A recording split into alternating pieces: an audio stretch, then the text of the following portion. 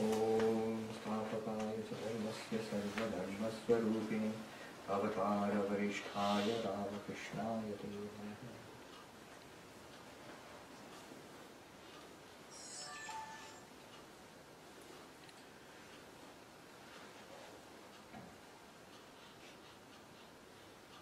Before I start, I want to start on a lighter note.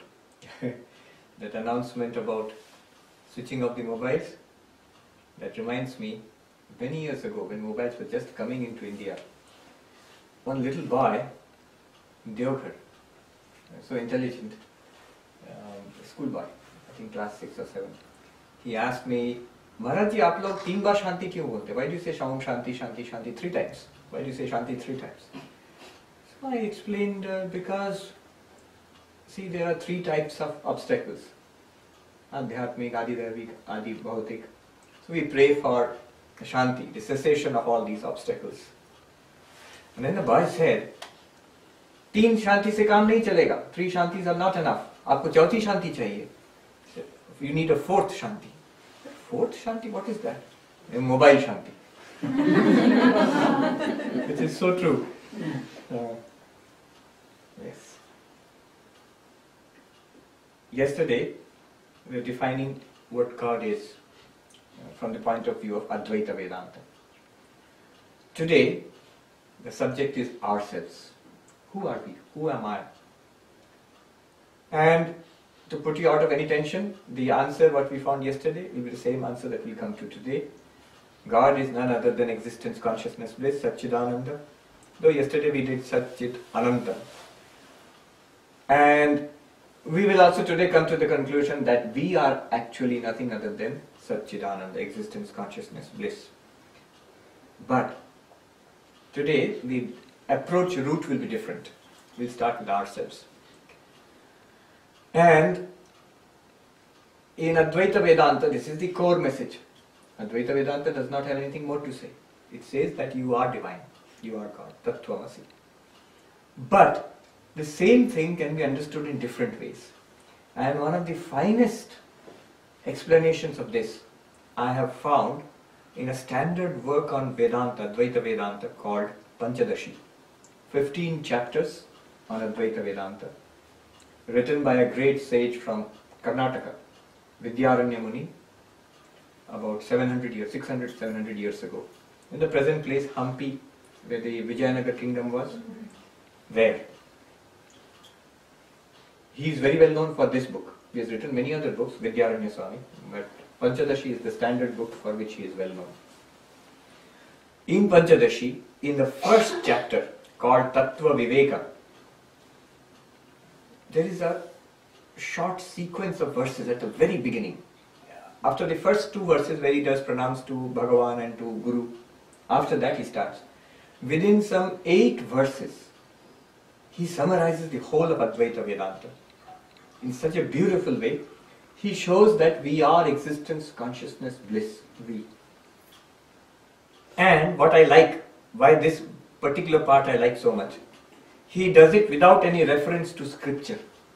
Because it says so in Upanishad, therefore you are, or because it says so in Gita, because Bhagavan said so, therefore we are existence, consciousness, bliss. No.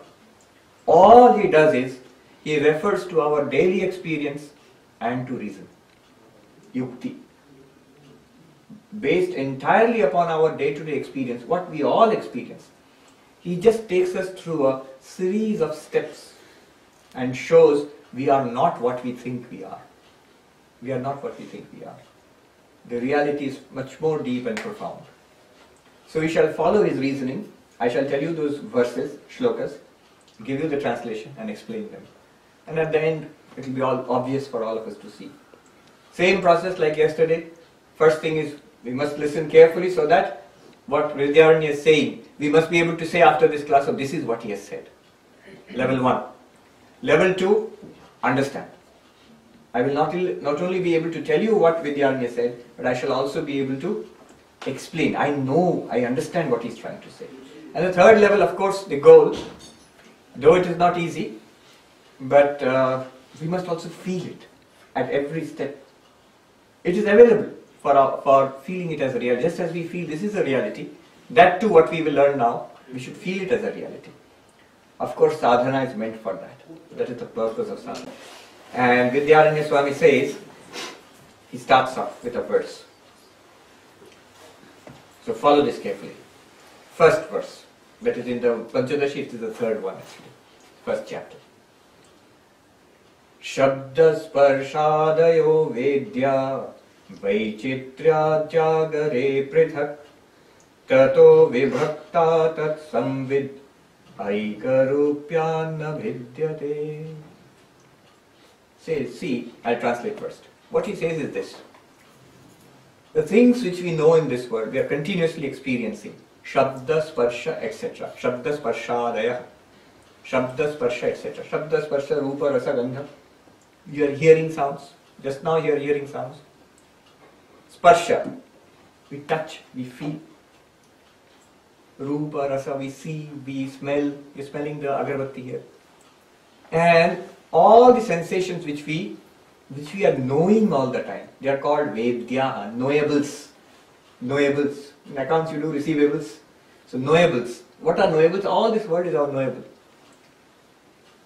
Vaichitra jagare prithak. They are different from each other. They are various. Smells, there are different kinds of smells, different kind of touch, different kinds of forms which we see, different sounds which we hear. They are all different from each other. Why? Vaichitra, because of variety. So each knowable is different from the next one. You see something, you see a person, you see something. You see the TV and person are different. But what is common to all of them? Tato vibhakta tat samvit aika rupyat navidyate. He uses a term, samvit, meaning consciousness. Two things about this consciousness he says, please note. The consciousness, you can call it the awareness, you can call it chaitanyam. He uses the word samvit. The samvit, the consciousness which is aware of these things, that samvit is separate from these things. Number one. Number two, it does not change. The things which we know, vedyaha, knowables, they keep changing. We see one thing, then we see number two, number three, number four. But the consciousness which knows them is one and the same consciousness. Two things. One is it is apart from the knowables, it's different. And it is unchanging. Now look at the verse again. Shabda sparshadaya vedya. Shabda, sparsha, etc. The knowables. Vaichitra jagare prithak. In our waking state, as we are awake now, hopefully, all the knowables which we are experiencing, they are different from each other because of variety. Then, tato vibhakta. Apart from them, apart from all the knowables, first point, the consciousness is apart from them. It's a separate entity. Tat samvit, the consciousness which is aware of all those things. Aika rupyat na vidyate. It is one and the same all throughout. So consciousness is one and the same and is apart from the things of which it is conscious. And what is it conscious of? World outside, obviously. Even our own bodies. We are conscious of our own bodies. In fact, we are most conscious of our own bodies. A great war or a disaster may take place 1,000 kilometers away, but if a pin pricks me, this is more serious to me. Because I am very conscious of my own body. But I am conscious of my own body. That's why I, the consciousness, am separate from my own body. Because I am knowing it. That which is known is separate from that which knows. Try this little exercise. Not now. Think about it. Very simple, commonsensical thing. Simply sit without any intellectual preconceptions. Simply sit and look at the palm of your hand. And just understand one thing. Just feel it. You are looking at the palm. Consciousness is aware of the palm. The palm is never aware of you. I am aware of the palm. Never is it the case that the palm is aware of me. Isn't it? Simple fact. Not only the palm, any other part of the body is something that I am always aware of or I can be aware of. I never have the experience that it is aware of me in my own body. Don't take other persons because other persons can be aware of you. But they can be aware of your own body. But here in our body, we just take this much. There is this body and we are aware of the parts of the body are never aware of us. If the parts of the body are never aware of us, the whole body together also cannot be aware of me. I am aware of it. Now what follows from this subtle point? If the whole body taken together is never aware of me, consciousness is not in the body or does not belong to the body. Consciousness is something that is aware of the body. I'll repeat again. Take any part of the body, experience it, that you are experiencing it. It is not experiencing you. You are something which experiences this. Not only this, you are something which experiences every part of your body. And none of the parts of the body, nor the whole body taken together is ever, you don't feel it is aware of me. Here's another person who is aware of me. No. I am always aware of it. Awareness means consciousness. So I am the consciousness aware of the body. Body doesn't have any consciousness which is aware of me. Yes, I may be consciousness in the body, but still I am aware of the body. Since the body is not aware of me, body does not have any consciousness of its own, apart from me, the indwelling consciousness. So, I, the consciousness which is aware, which is in this body, acting through this body, I am separate from the body. This is the point I want to make. Intellectually one can understand it, but by the process which I just gave you, you can actually feel it. That I am something aware of the body, body is never aware of me. Therefore I am consciousness, body does not have consciousness. Why we make a mistake that this body has consciousness is because I am always working through the body. So I am invariably associated with the body. So we think the body is a conscious body. No. When you say conscious body, you are saying two things. Consciousness plus body. Okay. So samvit is something aware of all experiences in our waking state. We fall asleep and we dream. Vidyaranya Swami says, next verse. Tatha swapnyatra vedyam tu nastiram jagare stiram tadbheda tastayo samvid ekarupa na bhidyate. As we dream of many things. People are there, events are there, good things happen, nightmares come, and when we are dreaming, we are not aware that we are dreaming. It's a world in itself. What Vidyaranya Swami says, my point is, he's not even saying that this world is like a dream, just as you dream, this waking state is a dream. He does not go there. He simply says, we see many things in a dream. My point is, the consciousness which is aware of the dream objects, dream people, dream sounds, dream images, that consciousness is apart from those things.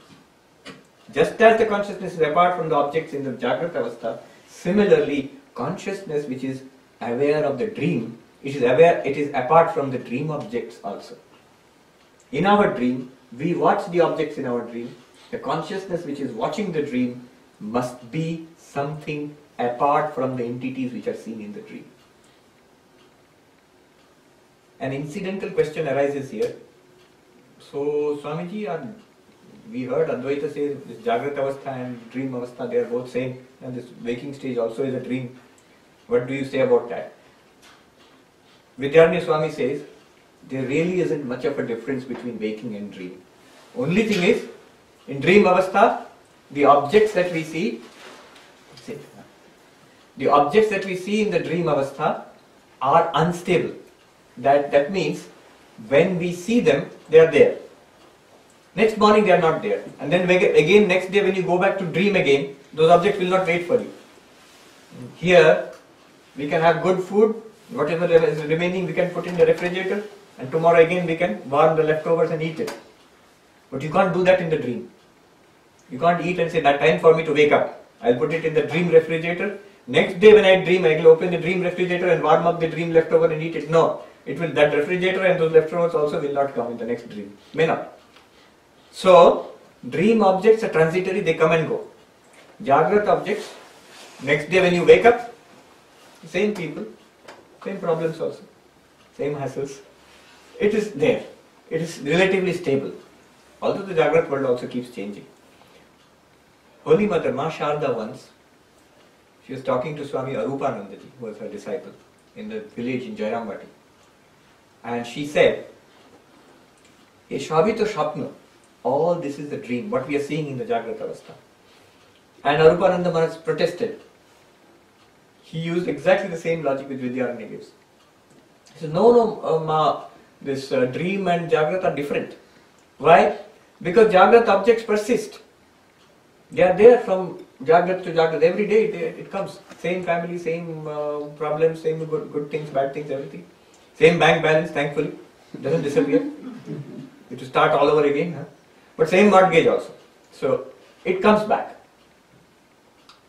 Dream objects do not come back. They are just imaginations.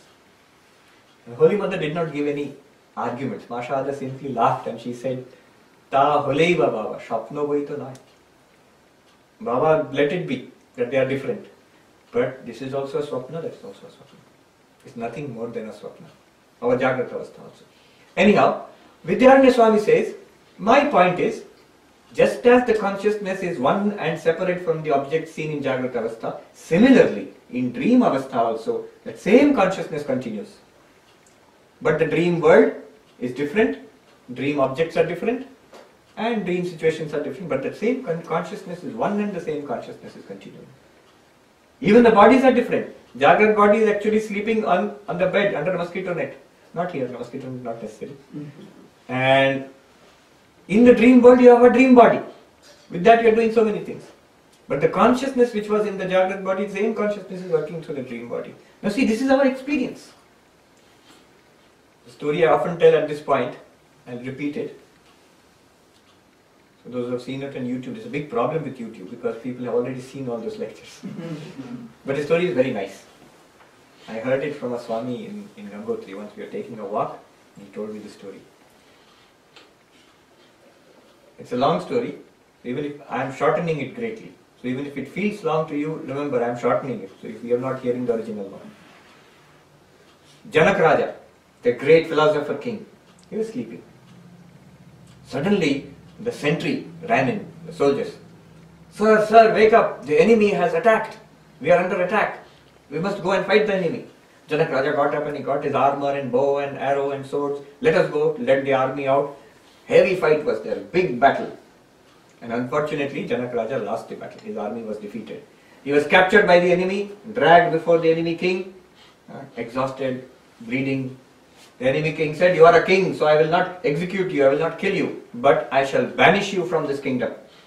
You are hereby, persona non grata, out of this kingdom.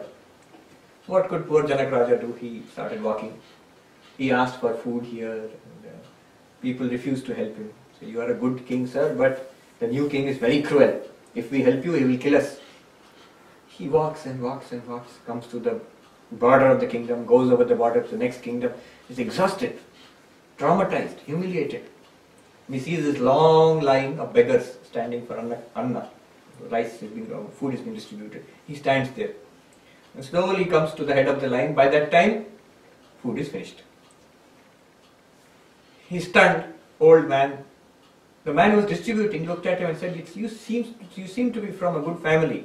You've fallen on hard times. So I will give you this bowl and that last, I don't know what, the starch which is left over at the bottom. You want that? And poor Janaka, what could he do? He said, yes, give me that, give me something. So he gave him that. And Janaka with trembling hands was about to lift the bowl to his lips, and in a kite, it swept down, he dived upon that and knocked the bowl from his hands. And the bowl went rolling in the dust and the starch fell in the dust, and Janak Raja could not do anything, as he told me, the sadhu told me. Ha-ha-kar karte hue gir gaye. He fell down. Ha-ha-kar. The Sanskrit ha-ha-kar is just the opposite of English ha-ha.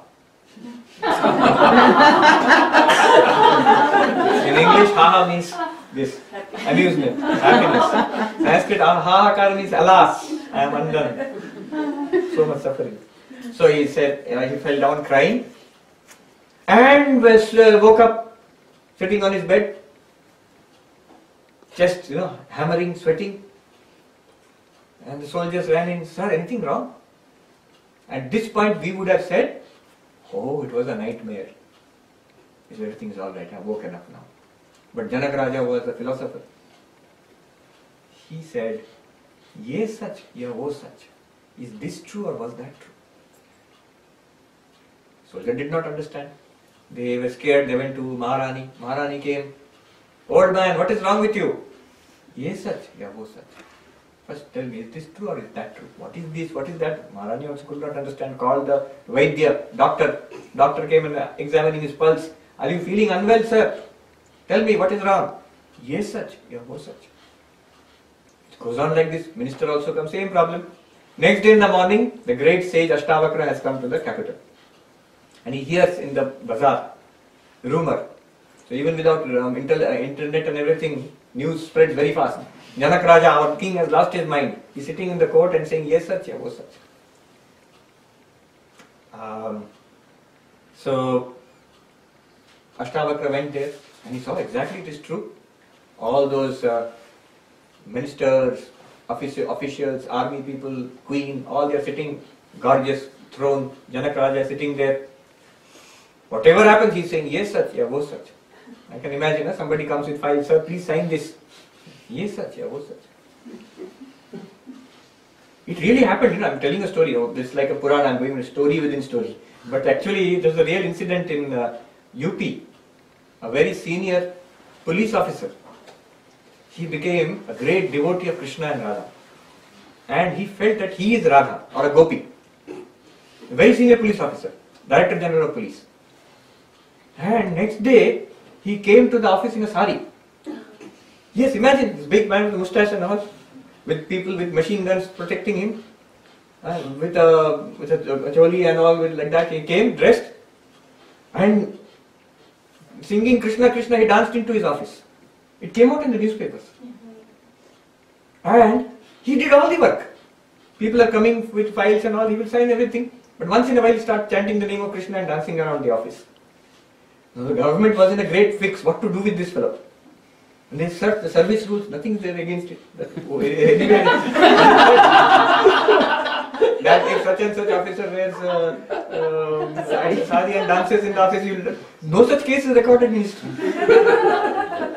Luckily for the government, state government, he himself resigned. He said, I don't know how genuine he is or whatever he is. He said, I will go to Puri, Jagannath, and I'll spend my days as a dasi. I'll be the sevak of Lord Jagannath and I'll spend my days singing the name of Krishna. Now that must be something to him because giving up a top IPS officer's post and something. So he went and it seems that it was reported in the papers when he landed in Puri, in the train station, thousands of people. It's India, So immediately they started following him. Anyhow, and the sad end to the story was, after that one constable was highly inspired. Next day he also started dancing around in the... Actually. But his end was a very sorry end, because the government immediately dismissed him. He was only a constable. Anyhow. So like that, Janak Raja, if any files are coming, what is it? Yes, sach, yes, sach. And Ashtavakra Muni said, O king, how are you? Yes, sach, yes, is this true or is that true? Then Ashtavakra Muni knows the mind of the king. So he said, O king, when you were rolling in the dust, defeated, traumatized, humiliated, all your kingdom lost, was this power and pomp and position and security, was it there? Janak Raja, as if coming out of a stupor, he said, no, it was not there, it's all gone. And now you are sitting here in the midst of your army, your kingdom, your queen is there next to you, and so wonderful, and all power and pomp and security. That humiliation and defeat and disgrace, is it suffering? Is it there now? No, that is not here now. Then he said, na ye sach, na wo sach. Neither this is true, nor that is true. That was not here. This was not there at that time. Neither this waking world is true, nor what you saw in so-called dream world. That's also not true. This is also not true. Janak Raja was stunned. Nothing is true. What is this? Then Ashtavakra said, that world may be false, the dream, but did you see it or not? It may be false, but did you see it or not? Were you there to see it? I saw it. Here, this may be true or false, we don't know, but even if it is false, are you seeing it now or not? Yes, I am seeing it. So you are there, you are here. Na ye sach, na wo sach, tum hi sach. Neither that is true, nor this is true, but you are true. You means, now we can understand, Vidyaranya Swami says, samvit, the consciousness which watches the Jagrat, that same consciousness watches the dream also. But that consciousness is not this body and mind. This body and mind are different. There is one consciousness which is watching. What about deep sleep? The next question immediately will come. Any intelligent person will ask, fine, in Jagrat we are watching something. In Swapna we are watching something else. What you are saying is, Jagrat is one channel of the TV and Swapna is another channel of the TV. Fine. But what about deep sleep? When we fall asleep completely, no Jagrat, no Swapna, no waking, no dream, completely blank. Where is the consciousness then? So your theory falls to the ground. There is no consciousness in deep sleep. Gone. Vidyaranya Swami says, next verse, he anticipates that. It's so thrilling. A young student in Hollywood, she asked this question. Swami, if I understand correctly, you are saying there is one unchanging eye which watches the body and mind and the world of the Jagrat and the body, mind and world of the Swapna. But when you come to deep sleep, that eye disappears. Where is your theory about one consciousness? As if anticipating this young girl's question in Hollywood 2 weeks ago, 21st century, 700 years ago, across oceans of space and time. Vidyaranya Swami, next verse he says, Supto thetasya saushupta tamo bodho bhavet spritihi sacha buddha vishaya avabuddham tattadatamah. He says, in deep sleep, what happens? There is nothing, blankness.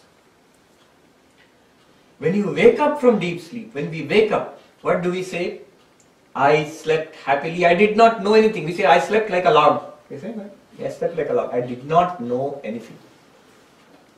Now imagine, what is this not knowing anything? Who experienced or what experienced the blankness? Something must have experienced the darkness. If that was not experienced, then what would we have said after waking up? I was awake, I fell asleep and dreamt, and now I am awake again. But we don't say that. We say, I was awake, I dreamt, then was a period of blankness, now I am awake.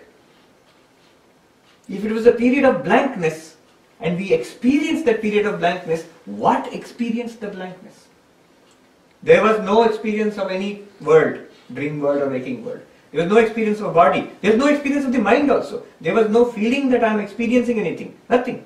But some experience was there. That's why we wake up and say, I saw nothing. I was I was asleep, blank, unconscious. I say that. But it's not unconsciousness. I remember in the Institute of Culture in Kolkata, there was a seminar on consciousness and philosophy and religion.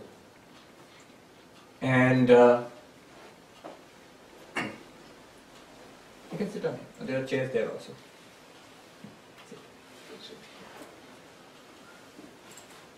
And there were philosophers, there were scientists, people from religion, monks. The discussion was going on. Now one philosopher of Sankhya, he stood up and he asked the neuroscientist, Doctor, let me ask you, in deep sleep, according to medical science, is there consciousness or not? The doctor said, according to our definition of deep sleep, brain is active but consciousness is not there. Our definition is deep sleep is a state of unconsciousness. There is no consciousness in deep sleep. And the Sankhyan philosopher, he said, according to Indian philosophy, there is only consciousness in deep sleep. According to modern science, there is no consciousness in deep sleep. What does it mean? Imagine as children, I give this example often, as children, we used to play at night in winter in India, you'll have this rajai, kambal, we call it comforter here. Now as children, sometimes you would pull it over our heads. And inside, if I open my eyes, what would I see? Darkness. Now am I seeing nothing or am I seeing darkness? Because my eyes are open. I am seeing darkness there. Because there is no light. Exactly like that. Consciousness which was watching the waking world is the same consciousness watching the dream world, is the same consciousness watching the absence of anything in deep sleep. Another example, I think I gave it yesterday, light. If you're driving along, if there is some fog, you will see two beams of light. If there are insects flying across, you will see the insects in the beams of light reflected. But if it's a very clear night and your vehicle is climbing a hill, the beams focus out into the clear night and you will not see the beams of light at all if the atmosphere is very clear. Right? If you put your hand in front, you will see the light is there. But otherwise you will see just the night sky. You will not see two beams of light. Does it mean the light is not there? The light is there. The headlights are switched on. But there is nothing for the light to be reflected on. There is no fog or raindrops or dew or anything like that on insects. So the beam of light is there, but you cannot see the beams because nothing is being reflected. Similarly, consciousness in deep sleep is there. But there is no world, no body, no mind, no dream, nothing is there. So what will it illumine? Nothing is there. It's an empty thing. That emptiness itself, Vidyaranya Swami calls tamaha, darkness. He says, Suptothitasya saushupta tamo bodho bhavet smriti. After getting up from deep sleep, we say we had an experience of darkness, of nothingness in deep sleep. And then he says, Sacha avabuddha vishaya. That experience must, that thing which we say, I remember a period of darkness. Remembrance means some past experience. We must have experienced something in deep sleep. That we must have experienced that nothingness itself in deep sleep. Sascha avabuddha vishaya. Always remembrance means past experience. So if we remember a period of darkness, then the darkness itself was the object of experience and consciousness was experiencing that darkness. Which consciousness? That consciousness which was watching the dream. That consciousness which was watching the waking state, Jagrat. So, in the next verse, Vidyaranya, he says, Sabodho vishayad bhinna nabodhat swapna bodhavat evam sthana trayipyeka samvittadvad dinantare. That consciousness is the same consciousness which was watching the dream, is the same consciousness which was watching the Jagrat. And that consciousness is apart from the darkness, the void in our Sushupti. That was the object, like this blank screen, that is, you are watching. You don't see anything, but you see the blank screen. You don't see any pictures. Similarly, deep sleep is you are seeing blankness there. Yeah. Well, a simple example is, supposing a person is undergoing surgery. Before surgery, they give the anesthesia. He knows nothing when he wakes up, everything is done, all surgery. During that period where he is under the effect of anesthesia, you think the consciousness exists? It does. Only the consciousness does not function through the mind and the body because it's cut off by the anesthesia. So hopefully it does not function, otherwise it will be torture. If you are somehow awake inside and you're cutting and all that. But consciousness is there. It's just not acting through the mind and body. I will tell you a story. It's a little scary. I told, if you have got strong nerves, it will not affect you. But I heard this from a doctor. There was the consciousness seminar in the valedictory session. One Dr. Sharma from the Neurosciences Institute in Delhi. He was giving the valedictory address. I still remember. He himself was very moved by the seminar. So he said, I'm sharing something with you which we had suppressed. Something that we just cannot explain with our modern medical science. Imagine, he's a neuroscientist and he's the head of the Neuroscience Institute, of the Neuroscience Department. What was the incident? A Bengali lady had an accident and a head trauma, went into coma. She was transferred to that institute in Delhi. And she was in coma. And they saw there was no chance of coming back. She was still alive, but in a coma, and no response. So they diagnosed heavy brain damage. Then, one day, just 2-3 days after that, one young Bengali doctor actually was walking past those beds taking the symptoms, the reading. And this doctor was walking past taking the readings and he was humming a Ravindra Sangeet, Bengali Ravindra Sangeet, this doctor. Now he came to that lady's bed and he was taking the whatever readings were there, and he was humming one line of the Ravindra Sangeet and he could not remember the second one, and that lady sang the second one. who was in coma. The doctor was so stunned, he ran to this Dr. Sharma, the head of the institute, and said, "Sir, you have got to come and see this." And the doctor believed him because he was a responsible person. They immediately took her to the ICU and fMRI tests were done. No change in brain function. Nothing. And the most stunning thing was, 2 days later she died. And when they performed an autopsy, they found the brain, most of the brain had been ruined many days ago.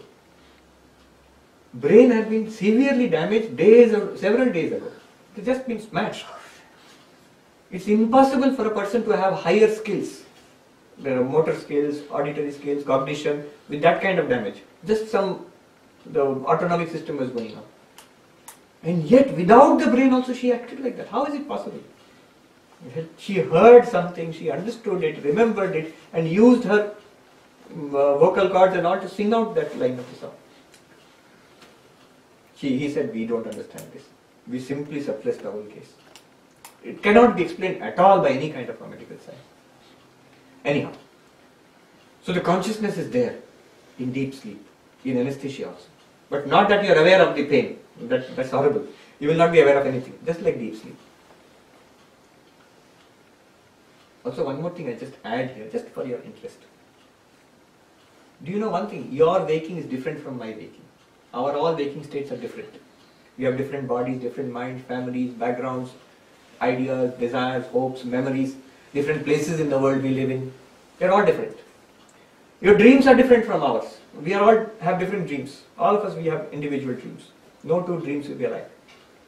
But your deep sleep and my deep sleep, and Vivekananda's deep sleep, and the President Obama's deep sleep, and the deep sleep of an insect also. Deep sleep is exactly the same for all of us. Isn't it true? No difference is there in deep sleep. When we are in deep sleep, at that moment, the experience of deep sleep is exactly the same for all of us. It is just pure consciousness with nothing. All differences come in waking and dreaming. Deep sleep, as I understand, Yes. is driven by your vittis, meaning tendencies. Whatever you have accumulated in your sleep, that become the subconscious mind, but that pretty much drives your type of sleep you are going to get, what kind of dream you are going to get. It is all driven by your subconscious mind, which is a part of the conscious mind, but because it is totally engrossed all the tendencies, it is different from you, it's different from me. Yes. But you see, you have yourself answered the question. It's a complete blankness, which we have daily, a little bit at least. There we are all same. There the healthiest man, Olympic athlete, and the man dying in an intensive care unit of the hospital, when both of them go to deep sleep, they have exactly the same experience. Nothingness, blank. The man with the worst problems in the world, the man dying in ICU, when he goes into deep sleep, no problem. Our way of understanding is, oh, he's unconscious. He has problems, but he's unconscious of the problems. But the Advaitic way of understanding is, that consciousness is aware of nothingness. All the problems are in the vrittis which come up in the waking state and in the dream state. Okay. Anyway, just a fact to consider, that deep sleep is same for all of us. So he says, the consciousness watching the Jagrat, consciousness watching the dream, consciousness watching the deep sleep is one and the same, and we are that consciousness. Now this is a big shift. Normally what do we think? I am this person, this body, this mind, this is the real world. And if I fall asleep, actually I am sleeping and my mind is imagining the dream world. And what is deep sleep? My mind shuts down, so that is deep sleep. And again I wake up into the real world. Our whole understanding is biased towards the Jagrat. That we are this is the reality. We root ourselves in this Jagrat. Advaita Vedanta says, root yourself in the consciousness which watches the Jagrat, Swapna and Sushupti. Then you will find consciousness is like the mirror in which the three states come and go. Or the TV in which one channel is Jagrat, another channel is Swapna, and switch off is Sushupti.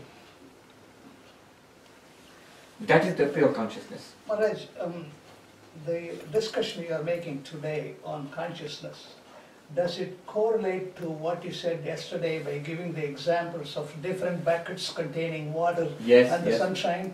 It's the Yes. same. Yesterday I did not speak about the three states of consciousness, Jagrat, Swapna, Sushupti, but we are going to the same pure consciousness, the sun which is shining on the buckets. Yeah. So now what do we have? One consciousness watching the three states, Jagrat, Swapna, Sushupti, which we have in a day. All of us experience it. The child experiences it, the old man and woman also experiences it in a day. Then Vidyaranya Swami, he goes further. Sthanatrayapyeka samvid tadvad dinantare. In the three states of consciousness every day which we have, Jagrat, Swapna, Sushupti, it's the same consciousness. The states are different from each other. The good and bad points are different from each other. The problems and satisfactions are different from each other. But the consciousness watching them is one and the same. Those things come and go. Tadvad dinantare. What's next day's story? Same story. Jagrat, Swapna, Sushupti, one consciousness watching. Then the next verse comes, one of the most thrilling verses I've ever read in the whole of Sanskrit literature. See, the verse goes like this. Masabda yuga kalpeshu gatagameshu nekadha nodeti na astametyeka samvid esha swayam prabha. It says, days pass, weeks pass, months pass, years pass, that one consciousness, self-effulgent, like the sun, is watching. Centuries pass. This body dies away. The body was little body, little boy. Vachaspati Mishra, the great scholar of Advaita Vedanta, he writes in one place, he writes that one day I was a little boy playing on the lap of my grandfather. Today I am an old man with my grandson on my lap. That little boy's body has gone, it's an old man's body now. I am the one who has the same I-ness, who is watching all this, same consciousness. Not only that, the old man's body also will go away. Death comes to all of us. Ida, jatasya idhruvo mrityu. That which is born must die. But I, the consciousness, will not die. This body goes away, another body comes. We are reading a book, one page is turned, a new page comes. That page was one life, one body, gone, another comes. New body, new life, new experiences. Entire centuries and millennia go by, thousands of years. The Hindus have an enormous time scale. Not a few thousand years of history, enormous time scale. You know, Carl Sagan, the famous astrophysicist, actually he was more of popularizer of science. His serial Cosmos, we used to watch it when we were kids in India. I used to show that, one of my favorite shows. And he has a book also, Cosmos. There on time scales he says in one place that today modern astrophysics has shown us tremendous time scales in the billions and billions of years. And then he says, I know of only one other scale, only one other scale which is more impressive than this. And that is the time scale of the ancient Hindus. Entire millions of years, billions of years passing, they call it yugas, kalpas. Universe is destroyed, a new universe starts. Hindu theory of cyclical creation, preservation, destruction, again creation, preservation, destruction. They pass. Entire universe disappears, consciousness is watching. Which consciousness? You.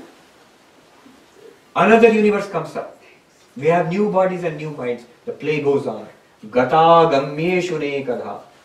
Many millions of years have passed, many more will come.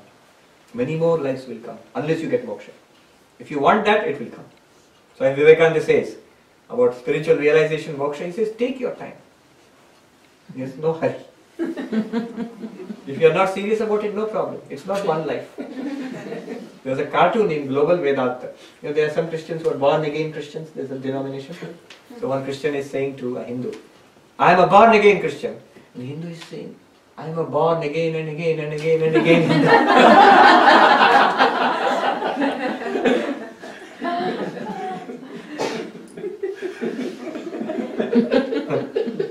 So, Katha Gamye Shune Katha. But what about consciousness?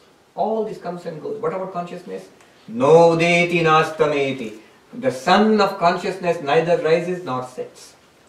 Day to day, our sun rises and sun sets. But if you go to the sun itself, no day and night is there. It's always blazing forth. So neither the sun of consciousness rises nor does it set. It's ever illumined. Samvid eka swayam prabha. One consciousness. It is self-effulgent. This is what we are. Pure consciousness, immortal. Bodies have come and gone. Lives have come and gone. They are immortal. Immortal consciousness. That is what Shankaracharya sings when he says, Chidananda Rupaha Shivoham Shivoham. I am consciousness and bliss. Yes, question. So if someone figures out a way to connect consciousness to the present, like mind and body, then I guess there can be interchange of a lot of information.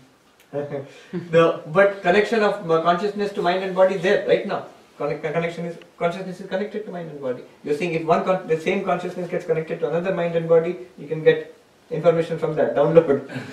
You're an IT guy, right? Yesterday I was saying, this question came up yesterday. Can we not, if I am the one consciousness everywhere watching, as I know the contents of my own mind, can I not know the contents of all minds? The knowledge which is there in say a PhD, Nobel Prize winner in Texas University, can't I download his information into my mind? The answer was no, unfortunately. It doesn't work that way. Why? When I say I know, that I know this whole thing is taking place in my mind. This whole drama is taking place in my mind. The consciousness just watches. Just as consciousness is revealing in what the contents of my mind to myself, here, same consciousness is revealing that to him in his own mind. But knowing and remembering and all these things are functions of each individual mind. I told you the other tragic story of the boy from Netherlands who wrote to me with the Malaysia Airlines plane which was shot down over Ukraine. And he wrote that my best friend, she died in that crash. She was killed in that crash. Can I know the contents of her mind? You say we are one consciousness. I heard your lecture. Can I know the contents of her mind in the last moments of her life? And I said, no, unfortunately that's not possible. See, knowing something is an activity of the mind. Individual to limited to every mind. But what makes us aware of this is the consciousness. Is the consciousness there. You have to distinguish between the mind and consciousness. It's more or less easy to distinguish between myself as a knowing entity and the body even. But myself as the knowledge and the consciousness knowing it, these two are different. Right? Okay. So this is one consciousness. Now I'll just stop here and take a short break to tell you what we have got so far. We are one immortal pure consciousness. Why am I saying pure? When it gets connected with the mind, it is a what we call saguna, with a particular mind, qualified. Without the mind in itself, it is just like pure light. It's not knowing anything particularly or remembering anything particularly or seeing anything particularly. Knowing, seeing, remembering happens when consciousness illumines a mind and a body. So it's called pure consciousness. And that is one and immortal. Now here is something that Vidyaranya Swami takes for granted, which must be explained a little bit more. What's the time like now? How am I doing for time? 45 minutes. We are in no hurry. So, this pure consciousness is Chit, as we saw yesterday. Jnanam, the secondary meaning, implied meaning of Jnanam we saw yesterday is Chit or Chaitanya. This pure consciousness we are talking about, what Vidyaranya calls Samvit, is also this Chit, pure consciousness. Now, I will show you how this pure consciousness is also Sat, pure existence. There is a bit of logic here, which Vidyaranya has not explained, but I'll just put it to you.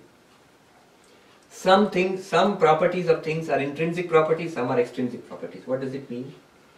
Some properties belong to the thing itself. As long as that thing is there, it will have that property. Some properties come and go. For example, you are boiling vegetables. On the stove, you put a pan with water and on that you put the vegetable. Vegetable is boiling. Vegetable is hot. Now the question is, does that heat belong to the vegetable? No, it does not. Because the moment you take it out, keep it, after some time it will become cold again. How did it become hot? It borrowed the heat from the water. Boiling, bubbling water. Does the heat belong to the water? Water is hot, but does it belong to the water? It is not intrinsic to the water. Why? Because the moment you take it off the fire, after some time it will become cold. Heat does not belong to the water. Does the heat belong to the pan? No, it does not. Though the pan is very hot, after some time it will become cold again. Does the heat belong to the fire? Yes. After some time the fire will become cold again? No. As long as the fire exists, it will be hot. As long as it exists, it will have the property of being hot. That's the way they understand intrinsic property. If you take the fire to Siberia also, it will be hot. Hot or cold? Hot. They gave the picture of an aeroplane in Siberia in the papers a few days ago. Actually, when I came to USA, they were scaring me. That see, it will be so cold. You know what will happen to you? They showed a picture. It came out in the papers. It seems it was so cold last month in Siberia that the runway froze and the plane was stuck in the ice. So they got a tractor to pull the plane. The tractor also froze. Then the pilot ordered the passengers to get down and push. So all the passengers with big parkas and all big Russians, they were all pushing the plane. And the picture was taken to show. And that cold also, if you take fire, will it be hot or cold? Hot. So heat is intrinsic to the fire, not to the pan or to the water or to the vegetable. They may be hot for a while, they will lose it. For the pan or the water or the vegetable, heat comes and goes. It can borrow and lose it also. But the fire always has heat. So fire intrinsically is hot. Now, think of existence as an intrinsic property or extrinsic property. If something has, see, these things exist. Table, chair, TV, human beings, we all exist. Now this existence, is it intrinsic to us or not? We'll say no. It's not intrinsic to us, because after some time TV will be destroyed, this chair will be destroyed, will go. At one time these things did not exist, at another time they will not exist. Just like the pan was at one time cold, now it is hot, again it will become cold. Fire is never cold. It was hot, is hot, will always be hot as long as it lasts. But the chair and existence, if you take existence and the chair, at one time the chair did not exist, it was wood only. Now it exists, and again at one time it will be a broken chair and it will not exist as a chair. So the chair does not have intrinsic existence. Intrinsic property, is the existence an intrinsic property of the chair? No. Chair will go out of existence. It comes into existence, it goes out of existence. Let me finish this. It comes into existence, it goes out of existence. Now my question is, if something has existence as its intrinsic property, what will be that thing? What will happen to it? It will neither be born nor will it die. Something that has existence, just think about it theoretically. If there is X and it has existence as an intrinsic property, that means X will never lose existence. Because existence belongs to that X. X will always exist. It will never come into existence, it will never go out of existence. Now see, now you put this with our samvit, what we have got so far. No deiti nastameti, samvidesha swayam brahma. This consciousness, sun of consciousness, neither rises nor sets. Neither rises nor sets. That means it neither comes into existence nor goes out of existence. Hence, existence is intrinsic to this consciousness, this pure consciousness. Hence, Chaitanyam has Sat, or Chaitanyam and Sat are one and the same thing. Sat is intrinsic to Chaitanya, pure consciousness, not the changing consciousness which we are experiencing in the mind now. So the pure consciousness is also pure existence. Did you see the chain of logic? Pure consciousness is also pure existence. Therefore, till now what have we got? We are the one unchanging immortal consciousness. The moment you say immortal, you are already introducing existence there. We are Sat and Chit. Now, we got this yesterday also. But today, one more thing. Ananda. We always say Satchidananda. Chidananda Rupa Shivoham. What about Ananda? Now Vidyaranya starts in 2 verses. A new set of arguments, very interesting set of arguments, to show that we ourselves are the greatest source of joy and the permanent unchanging source of joy. We are Ananda ourselves. How? Let us go through the verses. 2 verses. Iyam atma parananda parapremaspadam yatah mana bhuvam hi bhuyasam iti prematmanikshate. We ourselves, this self, is the highest bliss. Why? Look at the logic. Logic is this. Those things which make us happy, we want. If we have it, we like to keep it. If we don't have it, we try to get it. Those things which do not make us happy, if it is there, we try to get rid of it. If it's not there, we try to avoid it. Now, if something is there which we want to keep always, what would it mean? It is a source of joy for us. I want it to be there. There is something I always want it. Why?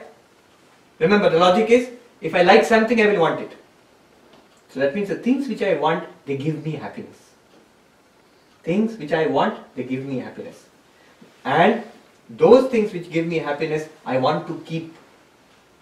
Now, if there is something which I want and I want to keep forever, the conclusion will be, it is forever a source of happiness for me. Otherwise, I wouldn't want to keep it. Then Vidyaranya says, nobody ever wants to die. Nobody ever says, let me not be. Immediately, Maharaj, what about suicide?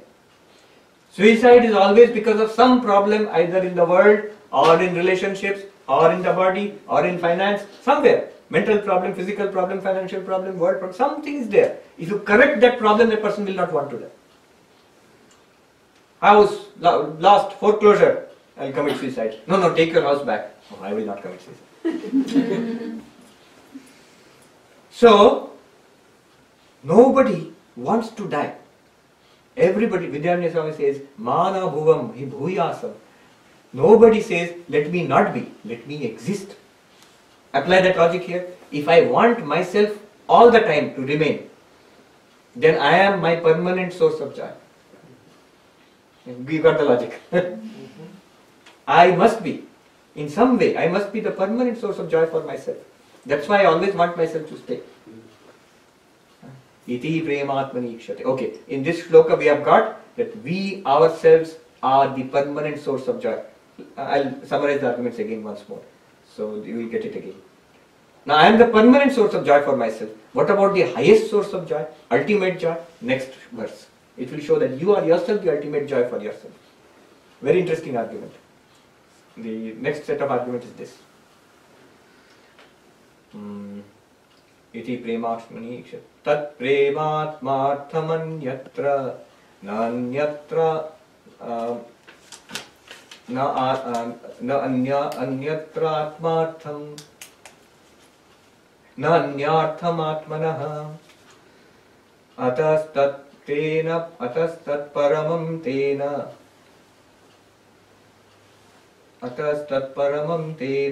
paramanandatatmanah. So the verse says, Tat prema atmartham anyatra. All the things which we like. Now, okay, let me give you this little example. The child plays with a toy. The mother loves the child and mother loves the toy also. Which one does the mother love more? Obviously. And why does the mother love the toy? Because the child loves the toy. You love the toy for the sake of the child. Right? And if the toy is loved for the sake of another thing which is loved for itself, now that is always loved less. That which is loved for something else is always loved less. That which is loved for its own sake is loved more. Job. I love my job. Why? Because of the money it gives me. Great. I love the money. Why? Because I can buy the things which I want for the family. I love those things. Why? Because they bring happiness to the family. I love the family. Why? Because it brings happiness to me. Now, which is loved more, money or job? Money. Because the job is loved for the sake of the money. Which is loved more, money or the things which it buys? The things which it buys. What is the proof? If I say, don't do the job, I'll give you the money. You'll be very happy. If you say, do the job, I will not give you the money. Nobody will do it. Unless you are practicing karma yoga. If you say, I'll give you the money, but you can't spend it, you can't get anything with that money. Nobody will want it. I'll say, I'll give you whatever you want, I just won't give you the money. Fine. So I'll give you everything. All those things which you can buy, but no family.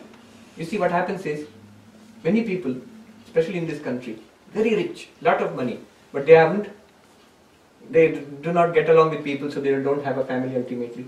Unhappy. They don't even know why they are unhappy. They have all the money, the houses, the things and gadgets they want, but nobody to want it for. And so they are unhappy. And they don't know why they are unhappy. Nobody is there, no family to disturb them. You enjoy your life, you have got money, or still not happy. So all of this is wanted for the family. What is the family wanted for? It makes me happy. So he says, Tat prema atmarthamanyatra. For my own happiness, everything else is wanted. But the self is Atma, the self is not wanted for anything else. It may sound very selfish, but it is true.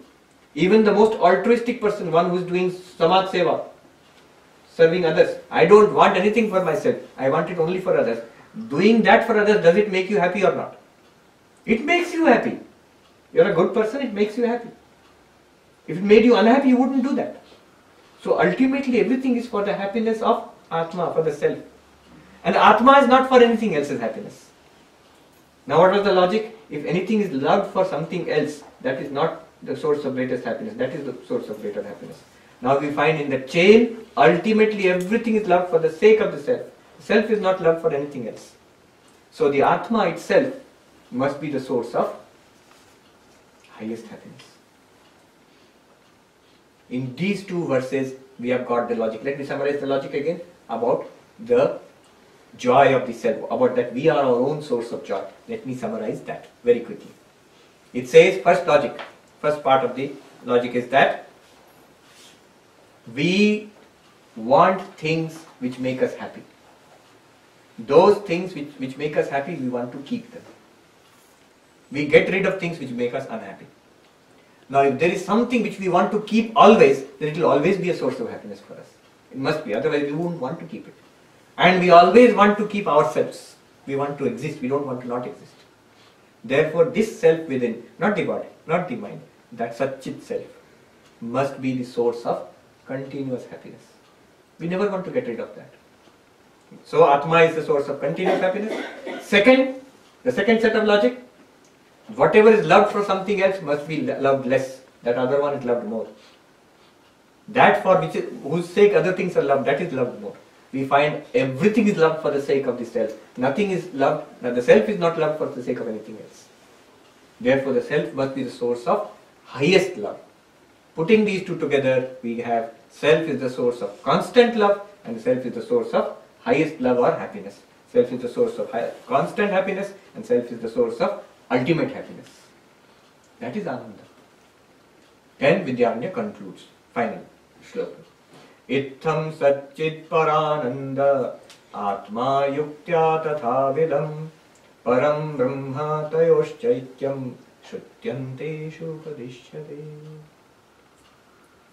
Hence we have got, what have we got so far? Vidyaranya triumphantly brings it to a conclusion. Simply by yuktya, by reasoning upon our daily experience, we come to the conclusion, we are Sat, Chit, Ananda. That continuous samvit, Chit. Because it is continuous, immortal, must be Sat, intrinsic existence. Because of these arguments, it must be Ananda also. Hence, by just reasoning on our daily experience, we come to the conclusion, at least the intellectual conclusion. See, remember the first two stages, you should be able to repeat the arguments back and you should be able to be clear about these arguments. So intellectually it is clear at least. This is important in Jnana Yoga. This thing must be cleared up. Swami Vivekananda says we must clear up the intellectual side first. And then he says, now open the Upanishad. What is God? What is Brahman? You open the book and it says, Brahman is Satchidananda. Param Brahma Tayoshchaikyam. Param Brahma is Satchidananda. Every Upanishad tells me. And what did I understand by reasoning? I am Satchidananda. The self within. Pure consciousness, existence, bliss. Satchidananda. Therefore, Tayoshchaikyam Shrutyanteshu Upadishya. Shruti means Veda. Shruti Vedanta. In Vedanta it is taught that Brahman is Satchidananda. And by my own logic, I find that I am Satchidananda, truly understood. I am Satchidananda. Therefore, Aham Brahmasmi. Conclusion. When you presented the argument for Sat and Chit, you used pure consciousness right now. Right now, yes. But when you gave the example of Anand, you came down to the level of mind. Because Yes. what I want. So the connection is kind of, the argument for Anand seemed weak because the alternative was, say, I love life because the choice is between life and death. So it's a lesser evil that I'm picking, not necessarily the best choice. Because you gave me only those two choices, I had no other option. Yeah. So that doesn't necessarily reinforces that it is Anand per se, but it's just maybe Yeah, it doesn't- lesser of pain. It doesn't feel that way. But you know, just look at the simple steps of that logic. We are not saying what the self is. But whatever the self is, we don't want it to be destroyed. I myself, whatever I am, body, Every living mind, being wants to live. I want to live. I want to exist. If the problems are not too much, if the problems can be fixed, I want to exist. What does this mean? It means I want myself to be. What do I want to exist? Things which give me happiness. If things do not give me happiness, I would like to get rid of those things. See, in life, I buy an electronic gadget. It gives me happiness. 1 year later, this problem, that problem, latest gadgets has come to the market, get rid of it. It does not give me happiness anymore. That one will give me happiness. So the moment it stops giving me happiness, I want to get rid of it. I never want to get rid of myself. It's a very peculiar argument, but it's a very interesting argument. I've never come across it anywhere else. Vidyaranya Swami only gives it.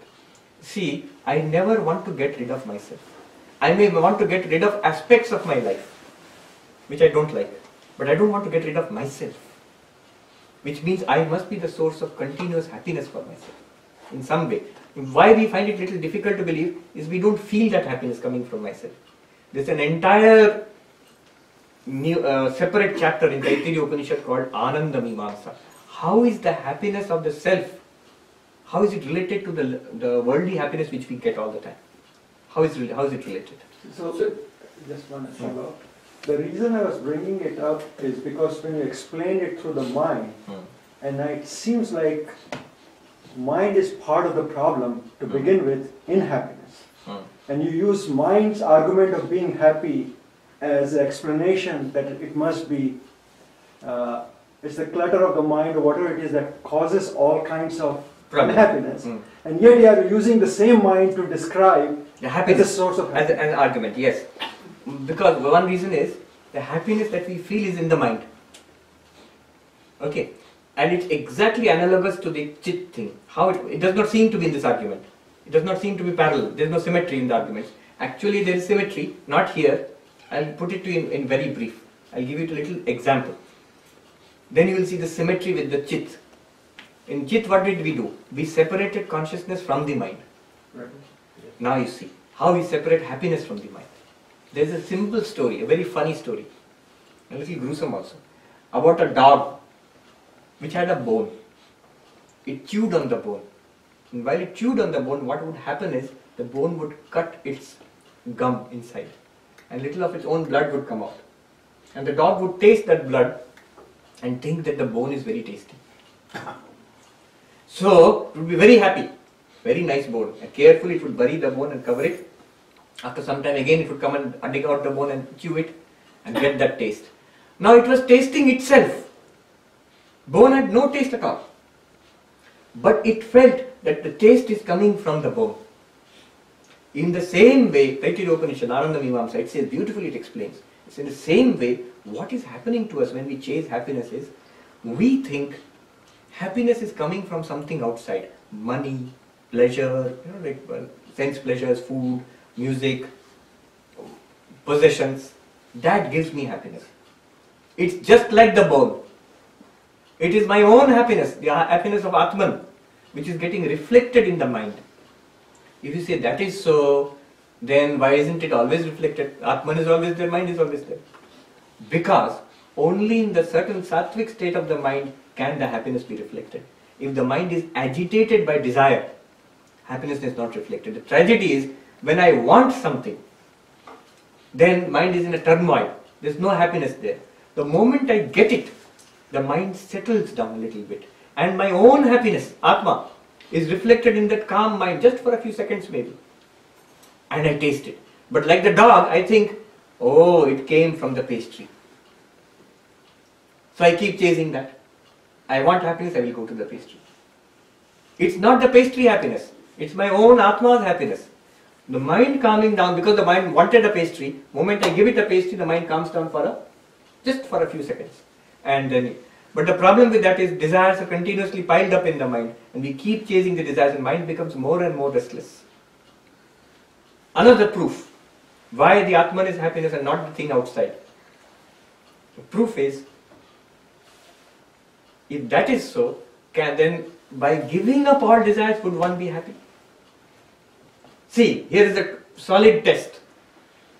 Our common sense is, by satisfying my desires I will be happy. This theory of Vedanta tells us that desires are the problem of happiness. Desires are the problem, what is causing my unhappiness. If you give up all desires, mind will be automatically calm. If the mind is calm, happiness ought to be reflected in the mind and should be permanently happy, more or less. Who gives up the desire, the mind or the... But to the mind, the person who is doing Vedanta now, he gives up the desires, should be happy. Now look at it, test case in the world. Here is an experimental method. All the time we have been trying to get happiness by satisfying desires.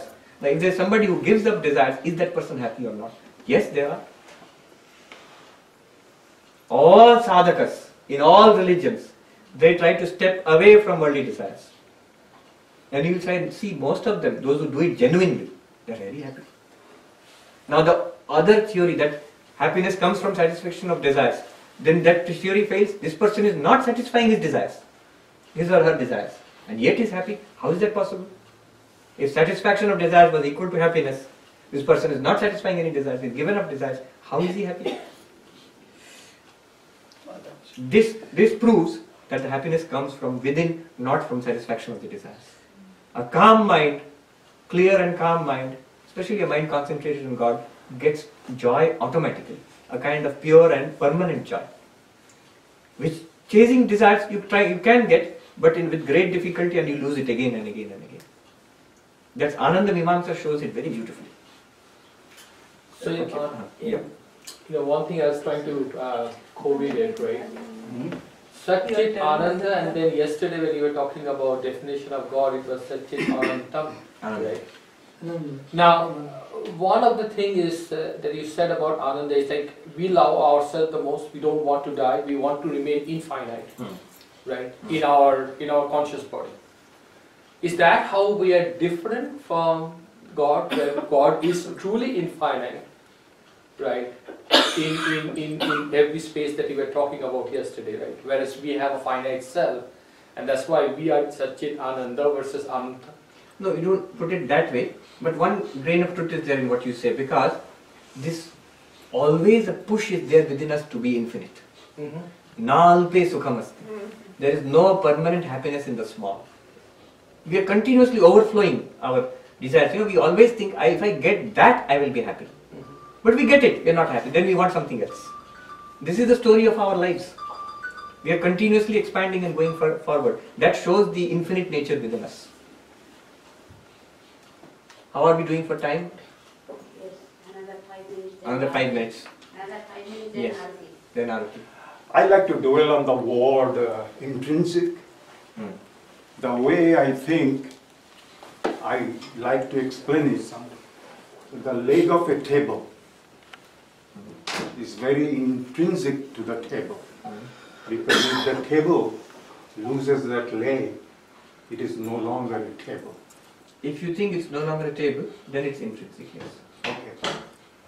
With regard to fire, I think if we ask the question, what is the intrinsic quality or character of that fire?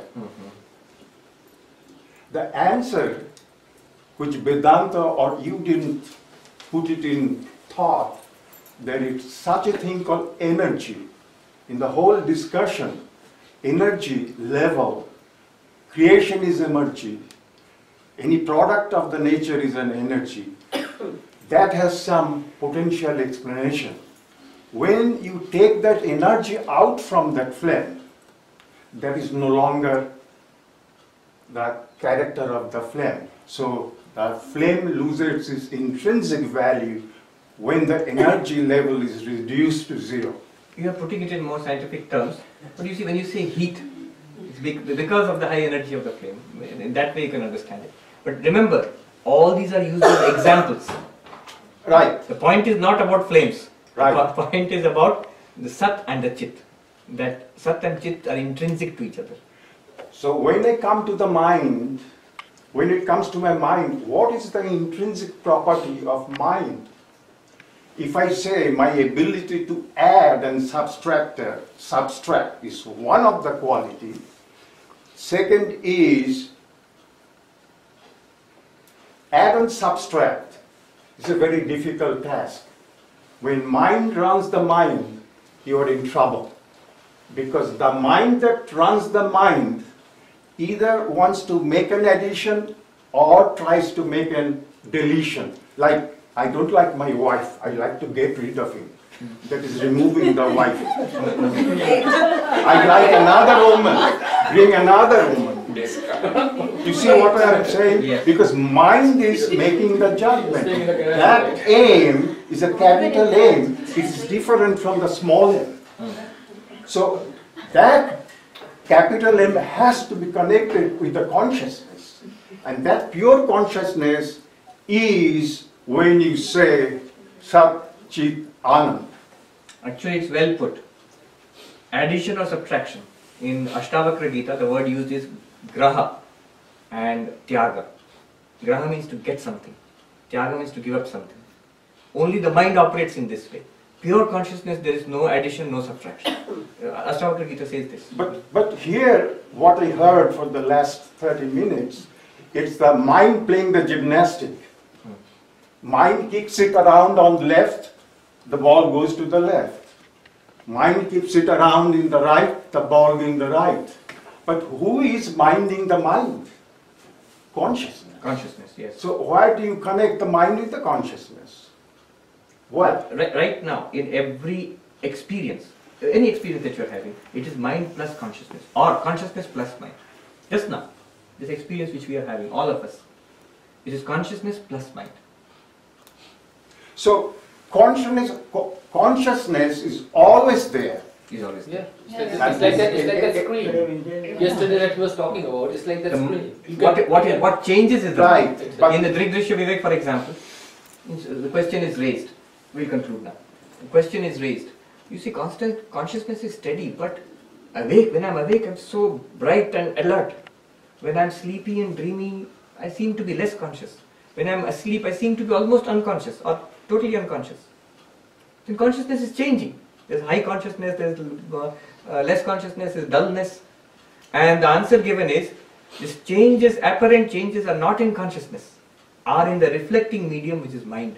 When mind is awake and bright and functioning, it's called waking state.